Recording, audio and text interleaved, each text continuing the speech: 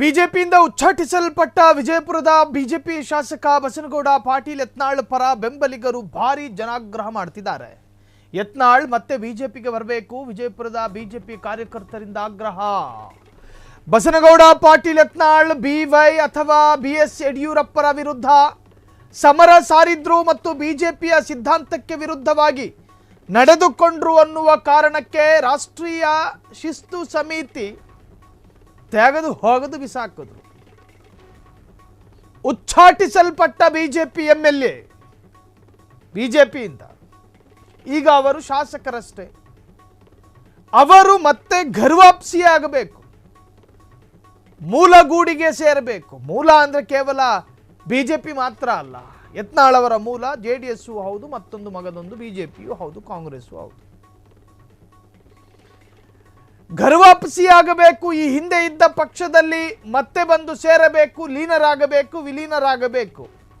ವ್ಯಾಖ್ಯಾನಗಳು ಅನೇಕ, ಆಗ್ರಹಗಳು ಬಹುತೇಕ. ಅವರಿಲ್ಲದ ಬಿಜೆಪಿ ಶಕ್ತಿಹೀನ, ಯತ್ನಾಳ್ ಇಲ್ಲದ ಬಿಜೆಪಿ ಶಕ್ತಿಹೀನ, ಸ್ಟ್ರಾ ಇಲ್ಲದ ಎಳನೀರಿನಂತೆ. ಸಲೀಸಾಗಿ ಕುಡಿಯೋದಕ್ಕಾಗಲ್ಲ, ಕಷ್ಟಪಡಬೇಕಾಗಿ ಬರುತ್ತೆ ಬಿಜೆಪಿ.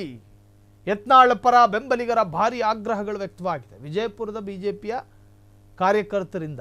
ಯತ್ನಾಳ್ ಸಾಹೇಬರು ಬರಬೇಕು, ಹಿಂದುತ್ವದ ಬಗ್ಗೆ ಮಾತನಾಡ್ತಾರೆ. ಸಾಕಷ್ಟು ಮಾತನಾಡಿದ್ರೆ ಸಾಕು.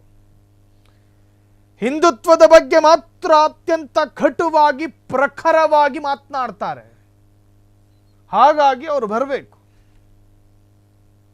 ಭಗವದ್ ಧ್ವಜದ ಬಗ್ಗೆ ಮಾತನಾಡ್ತಾರೆ. ಬುಲ್ಡೋಸರ್ ಮಸೀದಿ ಅಂತ ಹೇಳಿ ಮಾತನಾಡ್ತಾರೆ. ಕೇಳೋದು ಖುಷಿ ಆಗುತ್ತೆ ಅವ್ರ ಭಾಷಣ.